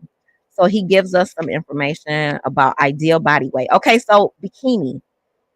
He gives us a body weight for women, height in feet and inches. So I'm 5'3". So this is based on your body frame, and I have no idea how to determine if you are small, medium, or large frame. So I'm 5'3". He says that if you are a small frame, you should be between 111 and 124. If you are medium frame, you should be between 121 to 135. And if you are large frame, you should be between 131 to 147. So whatever frame I'm at and my comfort weight, girl, I was over 160, 165 for me is overweight. For anybody, if you are 5'3" and you weigh more than 147 pounds, you are overweight, according to the idea body weight for women. So bikini, let's do you. So you are 5'2". Small frame, 108 to 121. Medium frame, 118 to 132. And large frame, 128 to 143. So ladies, I don't get the frame thing either, girl. How you know what your frame is? That's why I'm like, girl, whatever is girl. Anywhere, listen, bikini, you 5'2". You should comfortably be somewhere between 108 to 143. Don't go over 143, girl. Just don't go over 143 at the end of the day. For me, I should not be over 147. Girl, stay under 147 if you want to be right and tight. Because other than that, you is overweight. So, ladies, I'm talking to y'all specifically based on Dr. Eadie's chart in this book. We got to be mindful. And I know we be like, well, I'm getting older and my metabolism. Nope, nope, and nope. Stop it with the excuses. We got to be mindful. We got to train ourselves and we got to just say no and push back. There are no excuses for us to be overweight. It's just not. I give my when I'm in my comfort zone, I be giving myself a pass and I shouldn't. Do better and hold yourself accountable. If you don't hold yourself accountable, who like how you gonna hold other people accountable? How you gonna be out here talking about other people in their weight? Girl, you was overweight too. hmm Okay, so let me see. If you are, I'm gonna go one more. So if you are like 5'6", your small frame should be between 120 and 133. Your large frame is 140 to 159. If you are 5'6" if you are over 159 pounds, ladies, you are overweight. All right, Bikini says 129 is the most I have ever been, and that's after your second pregnancy. You was 90 when you left. Oh, you teeny tiny, 90 pounds, girl. I'm smaller. When I graduated from high school, I was 155. I remember I was either 150 or 155. I remember because me and my mother, she was concerned about me gaining weight. And she was like, "You gonna go away to college and get fat?" I was like, "Girl, no, I'm not." And I did, girl. The highest weight I've ever been without being pregnant was in college. That freshman 15, baby, it was real out here. I was 175 pounds. Girl, you know that was too big for your body. But I was. I was in that cafeteria eating all of the starches and the breads and the pastas and all of the things. You mostly eat home cooked food. Girl, home cooked food can get you in trouble too though. You gotta still be careful with your serving sizes. But yeah, eating at home is much better than eating out. I can't even eat fast food anymore. Like if I go past the fast food restaurant, I'll be like, it's nothing there for me anymore, which is good. But it takes time. Like that's the thing. We have to give ourselves time to wean ourselves off of all of these addictive, unhealthy habits that we have grown accustomed to and that we've allowed ourselves and given ourselves a pass for being involved in. Until we can forgive ourselves and move forward, we're going to keep doing the same terrible things to ourselves and we will be overweight. Y'all, being fluffy and overweight is not healthy. It's just not. Like, we got to keep it real with ourselves, ladies. It's not healthy. You might be like, well, I'm thick here. It's not healthy. It's just not. It's okay for it not to be. It's okay for you to look yourself in the mirror and say, I can do better, because we all can do better. We all need to be mindful. All right. African American men often find it hard to accept their recommended ideal body weight. All right, gentlemen. If you here with me or if you listen on this replay, we about to hit you upside the head too. Ladies, we just hurt our own feelings. Let's talk about the men's. It's way, way better than the salty, sugary, and oily foods. Girl, listen, there's nothing outside your home. There's nothing outside your home that's gonna help you. Stay home and eat. And don't deep fry your food at home either. Air fryers for me are a wonderful substitute. All right. For example, explaining to a 6 foot tall, 36-year-old, non athletic African American male of large framing that his 210-pound weight is unacceptable could be problematic. These weights at ages 25 through 59 are based on the lowest level of sickness and death and are according to frame sizes. If not weighed in the nude, 5 pounds should be subtracted for clothing. Shoes should be removed during weigh-ins. I weigh myself every morning. As soon as I wake up and use the restroom, I step on the scale before I put any water or coffee or apples into my body. That is and I have to have slept through the night. If I don't sleep through the night, my weight is going to be higher if I don't get enough sleep. I be wanting to eat outside. And when I do, yep, you're gonna get sick. It's going to affect you. Your body, you're gonna if you've cleansed your body of the outside foods, once you go out there and eat that trash, you will immediately feel the difference. Like, it is amazing how really food is medicine, yo. It really is. I deep fry chicken at home. Occasionally is not bad. Like all of this stuff is his general scientific doctorly advice. But at the end of the day, moderation is key. And I know it sounds like cliche to say moderation, but y'all, it's true. It's okay to have a piece of fried chicken. You just can't have it every day. Once a week, once a month, that's cool. It's fine. But going out here and eating McDonald's every day, Popeyes every day, the Chick-fil-A's of it all, no, ma'am. It is not healthy living.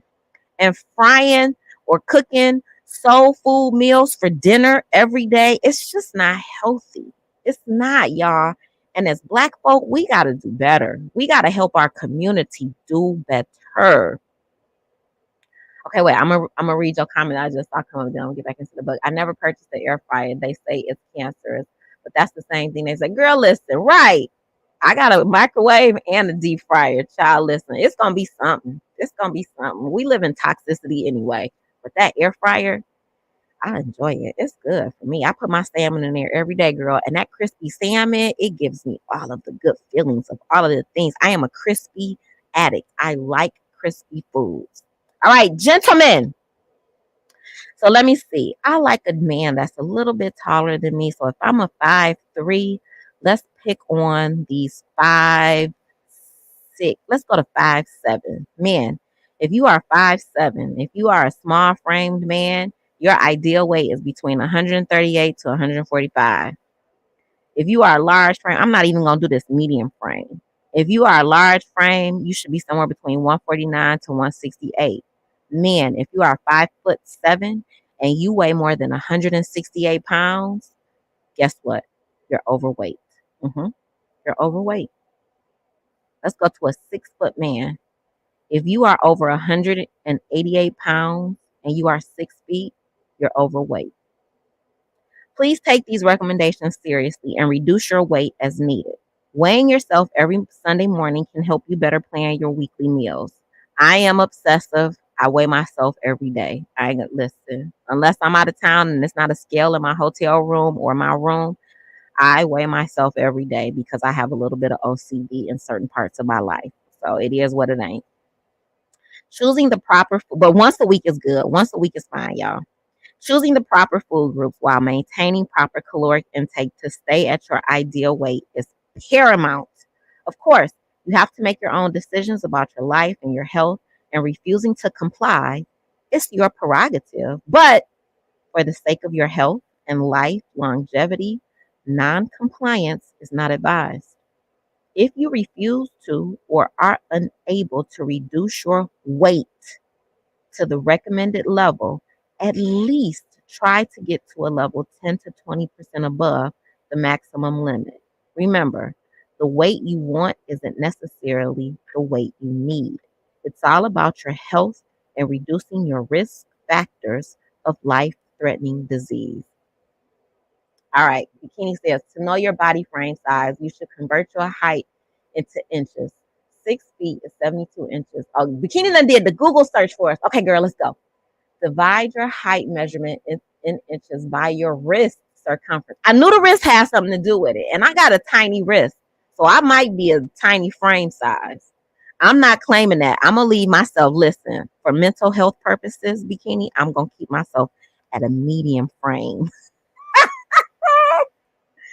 The result should be 13. A body frame size index of 13 in men and women indicates a small body frame. I already knew it. I knew it, Bikini. I was like, Bikini been on the Google, girl. Google is our friend. We like Google. Bikini took a field trip and she just educated us. Thank you, Bikini girl. So, but listen, Bikini, I'm sticking with medium. I don't want to know. I want to stay ignorant of the actuality because I think I might be small. Okay, wait, let me go back. If I'm small, if I'm 5'3" and I'm small, my small ideal weight is 111 to 124. No, God. 135 is enough for me. 124 is the maximum. Bikini, I'm medium. I'm sticking with medium. And that's all I'm saying about that. I weigh myself every day too, girl. It is addictive. And it's we not supposed to, but girl, I do it. I do it. Two, learn your family medical history. Is there no medicine in Gilead? Are there no doctors there? Why then have my people not been healed? Jeremiah 8:22. My answer to this biblical question is because people refuse to eat the God given and mandated foods that will prolong their lifespans. Contrary to what you believe, the many health forms you are required to complete and the endless questions you are asked during your medical interrogation help your physician tremendously. Now it's time for you to begin helping yourself. You small, girl. I'm small too, but I'm not. Listen, I'm sticking with medium, and that's all I know. What I am recommending is that you devise a thorough medical history of your family that extends at least 3 generations in your past. So listen, y'all, if you know me or you've been here, you know I've been on a DNA search and I've learned a lot. And then my mom got sick last year. So I'm in charge of all of her medical needs. And it's very interesting because I can now pass all of this information on to my daughter and to my son, right? So I need to get my dad's medical stuff and add that to my repertoire just so that I can pass that to them so that they are aware. But y'all should know if y'all can start today, not only your medical history, ask your parents if they're still with you, grandparents, if they're still with you. Pass that information on to your children. Keep that as a part of your family story so that they are aware and can share that with their physicians in the future. Bikini said my thumb and index fingers can wrap around my wrist. Okay, so wait, let me see. Let me see, Bikini. Thumb and index. Wait, index is the first one, right? That first one, not the middle one, not the fuck you finger, the first. Okay, wait. Thumb and index. Mine can't. Mine cannot. It touches it, but I'm squeezing my wrist tightly. So yes, you're small. So I think I might be medium, girl. I can touch, but I'm squeezing it. I might even be able to say I'm large, but girl, my wrist is small. Girl, please. And then I got nails on, so I can touch my nails with a gap. This should include the health problems of your siblings, aunts, uncles, grandparents, great aunts, great uncles, and your great grandparents. Be sure to indicate the age at which each deceased died and the respective illnesses they had. Y'all, take care of your ancestors. Try to gather as much information about the living as well as those who are no longer living and pass that information on to your children. Be the creator of the spaces, especially if you're like my mother's side of my family. Child, they don't keep up with nothing. I have become the creator of the spacer of all of the things generational for us. My dad's family did a good job going back to slavery with who our ancestors are. My mom's side, not so much.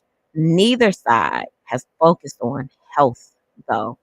So that is where I come in this generation and be the keeper of the health aspect of both of my limbs of my family tree. You should do it too. Like your physician, you should pay close attention to the types of diseases, age of onset of diseases, patterns of diseases, and the genders affected. With this valuable information, you can almost predict what illness you will suffer from if you live a similar lifestyle to your older family members. For example, if both of your parents developed hypertension in their 40s, there is a strong possibility that you will too, unless you change your lifestyle. Your wrist is 5 1/4 inches. You about to make me pull out my measuring tape, bikini child. Listen, okay, listen. I got a measuring tape sitting right here at my desk. Why? Because I have OCD about life. I be measuring myself, y'all. Okay, look. So wait.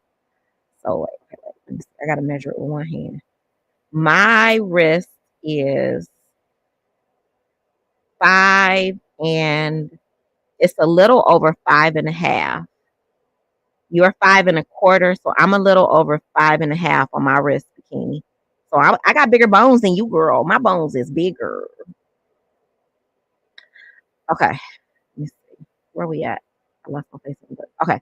Your family medical history should be reviewed and updated at least annually. The beginning of every year is an ideal time to do this. This is a time when many family members get together for the holidays, or you can always include it in your New Year's resolution. Another great time to develop or revise your family medical history information is during a family reunion.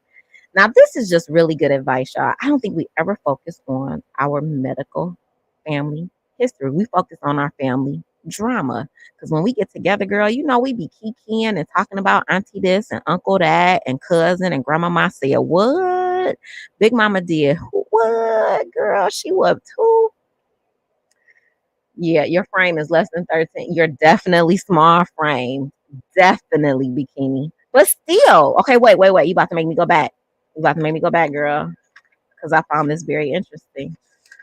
But still, even with your small frame, your ideal body weight is 111 to 124. So 124 is not bad. It's not bad for you.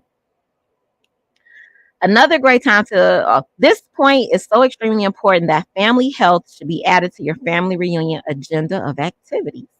Why not be the one to lead the charge to collect data from interested family members and distributing a summary of results following the union? Child, because people be wanting to live in secret and quiet and they don't be wanting to tell you stuff because they be wanting to, like, I don't know why people are scared to talk about their health. Like, share it with your family so they can do better. Small frame is between 108 and 120. I just told you. Wait, go back. Small for 5'2". 108 to 121, girl. Not 128, 121.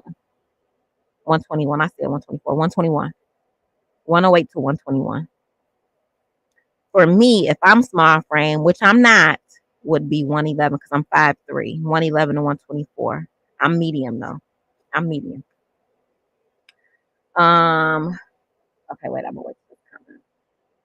Yep. Yep. You and your family could live longer by simply being prepared and armed with understanding of which diseases you may be faced with. 3, change your way of thinking and your choices of foods. This is what's hard for us as we live in a society where we get to do whatever we want to do, right? Like we get to do whatever we want to do. Yep, that's your bikini up to 121. We get to do whatever we want to do because YOLO. Absolutely not. Y'all, discipline is paramount to living a longer life. Period. Discipline in every area and aspect of your life, too. Change your way of thinking. This is why I spent the summer doing mindful reading with you guys and talking about my journey and all of this. Change your way of thinking and your choice of foods. When I was a child, I spoke like a child. I thought like a child. I reasoned like a child. When I became a man, I gave up childish ways. 1 Corinthians 13 and 11. I consider it unfortunate, but the norm to see children walking home from school gulping down a bag of barbecue potato chips and a large soda pop. However, I consider it foolish and immature. Dr. Eadie is going off on y'all. I consider it. This not me, y'all. I'm the messenger. I didn't write this. I'm just reading it. I consider it foolish and immature to see an adult regularly consume such foods, knowing that they shorten their lives. Having the "you can't teach old dogs new tricks" attitude is a sign of hopelessness, especially since the cliche applies to dogs and not humans. Ooh, ouch. That hurt it. As a man thinketh, so is he, is a more positive and applicable saying in this case. Our mood of thinking not only affects our health, but it also influences our successes. If we think good health and longevity, then that is exactly what we will get. Thinking this way will lead to actions that will ensure a more healthy and prosperous life. Many African Americans, because of our past experiences in the United States, may be leery about new viewpoints and change. This is especially true when it is introduced by other African Americans.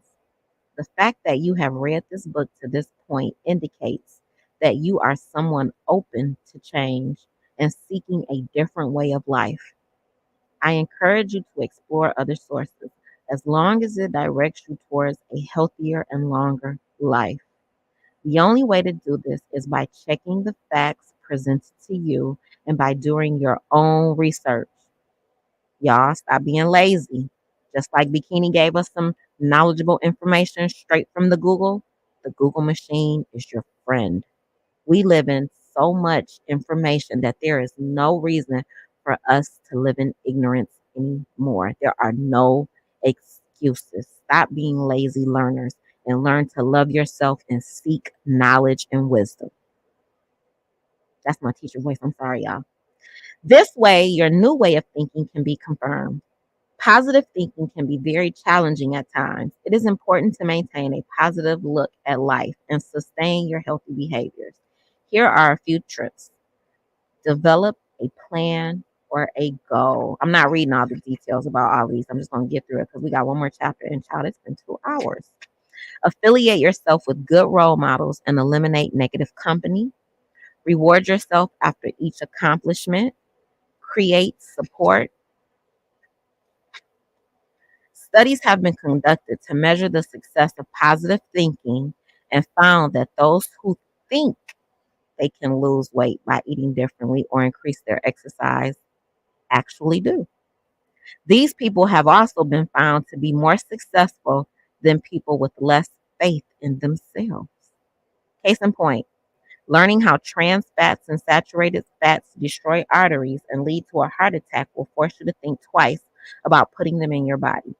This positive thinking will be displayed in you no longer stopping at your favorite fast food restaurant for the greasy burger and french fries. Child, stay away from french fries. They are not your friend. Eventually, you will no longer desire them, and the thought of eating them or feeding them to your family will disgust you. I agree. Ultimately, the inner health that we should all desire is one of peace and harmony. It is enchanting to know that Jesus said, "Peace is what I leave you. It is my own peace that I give you." John 14:27. Christ often greeted people simply by saying peace. As most of us already know, Assalamu alaikum is an Arabic language greeting used in both Muslim and Christian cultures. It means peace be unto you. It is also transliterated as Assalam alaikum or Assalamu alaikum. The traditional response is Walaikum assalam, meaning and on you be peace. Oftentimes, a peace of mind is very hard to find. Life has a way of introducing situations not conducive to easy living. In other words, life can be very stressful and cause mental disarray. Your child, so can you too, but girl, that's a whole other conversation. This can have a negative impact on marriages, job performance, parenting, and of course, one's health. These things can also cause stress and disrupt your mental harmony. Old African thinking is that stress can lead to illnesses and all sorts, as well as death. As a matter of scientific fact, stress lowers the immune system. A lowered immune system means that your body is weak and cannot fight off disease. Since stress is a major cause of unhappiness among humans, we must have ways to cope with it. First, try to identify the things in your life that prevent your joy. It could be your weight, marriage, conflict at work, a recent death or illness within your family. Once you identify and begin to understand the stressor, you can better figure out a way to deal with or eliminate it.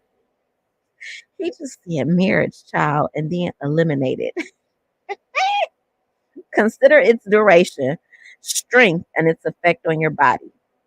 Because chronic stress can be associated with other mental conditions such as depression or anxiety, seek immediate professional help if you experience any of the following: prolonged feelings of sadness or worthlessness, suicidal thoughts, homicidal thoughts, difficulty sleeping, panic attacks, change in appetite, muscle tenderness or soreness, frequent headaches, gastrointestinal problems, abuse, alcohol, or drugs. We have got to remember that we have the ability to help our bodies by using our minds. I love this, girl. Let me highlight. I got to get my highlighter. We have to remember that we have the ability to help our bodies by using our minds. Mindfulness, y'all. This has been the summer of mindfulness on my station. I hope y'all have gotten something from this. I have. God hath not given us the spirit of fear, but of power and of love and of a sound mind. 2 Timothy 1 and 7. Even scientists are accepting the fact that the brain functions in creating thoughts and feelings, and through this knowledge, we are now gaining tools that assist us in bringing about healing to our physical and emotional ailments. The prognosis is always good when the final state is psychological freedom and spiritual harmony. As a Christian, this practice is not new, and scientific discovery only makes Paul's admonition in Romans 12:1 a reality. And be not conformed to this world, but be ye transformed by the renewing of your mind, that ye may prove what is that good and acceptable and perfect will of God. When needed, African Americans must turn to support groups and stress relief activities such as exercise and meditation. These and many other mind strengthening behaviors build up the immune system by altering stress hormone levels. Change your level of activity. Physical exercise has some value, but spiritual exercise is value in every way. 1 Timothy 4 through 8. Educate your family and friends on proper eating and the importance of exercise. That is what I am selling you guys today. All summer 2022, I am trying to help educate my YouTube community. Thoughtlessness, words can wound as deeply as any sword, but wisely spoken words can heal. Proverbs 12 through 18. All right, I'm not reading all those details. Let's go here. African Americans, not the U.S. government or the medical arena, must rid ourselves of the illogical rationalities and healthcare disparities that have been slaughtering our parents, grandparents, children, and grandchildren for hundreds of years. The first place to start is by you picking up a mirror and looking at it, realizing that your body is a temple owned by God and made for the edification of God. You must learn the do's and don'ts of eating, adopt an exercise program, and then master them both to the best of your ability. Next, you have to extend this knowledge to your family members, regardless of their age. The younger the family member learns, the longer your kin will begin to live. Be creative with your family to make the transition more attractive to everyone. For instance, allow every Saturday to be family exercise day. Your family should then extend such ideas to your church members, neighbors, and extended family and your YouTube family. Hey, y'all. This can be done with emails, referrals, church websites. Challenge.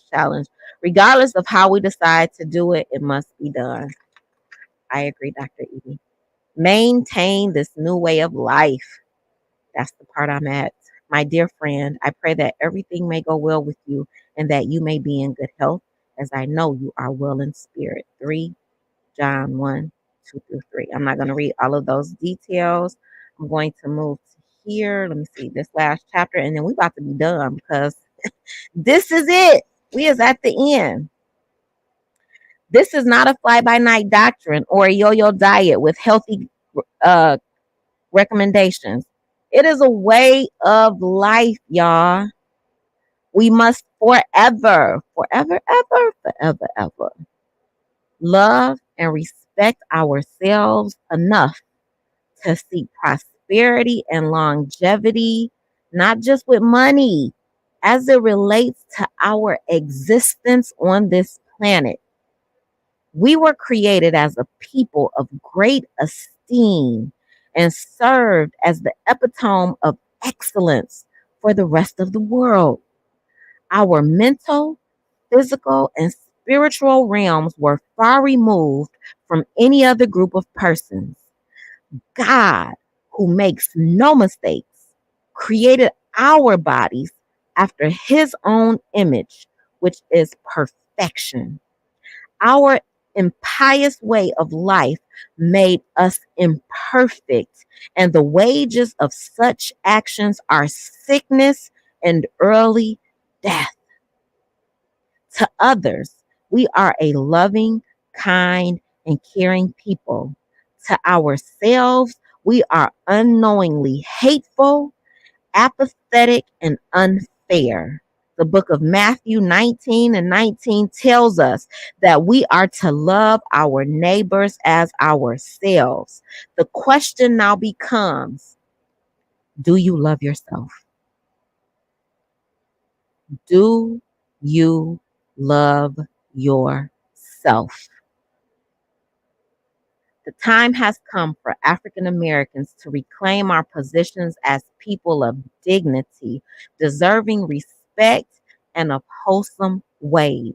We must respect our minds by building its monuments of intelligence and display our love of God's temples by eating foods that help us and don't harm us in order to not suffer from the sicknesses that other African Americans experience.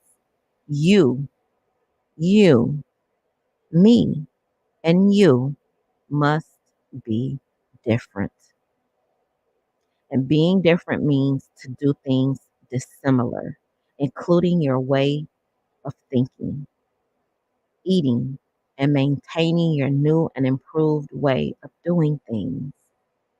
No longer eating like the rest of your friends and family sets you apart from them. And in this sense, it's good. Just as it was necessary for Jesus to be in the world, but not of the world, so should you. You will find initially that people will challenge and criticize you, but eventually your discipline will spark their interest. Others will notice the youthfulness of your skin, your increased energy level, and weight loss if it is needed. Your continued restraint from that unhealthy lifestyle will perfect your character and generate persistence. Also, since we reap what we sow, the more persistent we are in sowing, the more we will eventually reap. So be sure to sow seeds of knowledge, health, and longevity. With this in mind and in action, no longer shall my people perish because of the lack of knowledge. With that, we have finished Dr. Eadie's book, How to Eat and Live Longer. I thank you guys for being here. If you were not able to listen to the entire book, it is included in my playlist under the Elevation Station.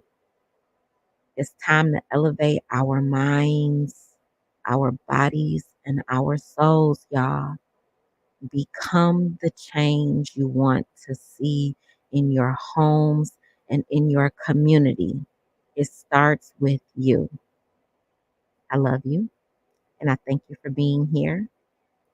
And for some of y'all, I'll see y'all in some people's chats later on this evening or tonight. And for others, I'll try to be here tomorrow, but I'm not sure what my work schedule will be, and I will adjust my upcoming lives if needed. I love you. Thank you. Mwah.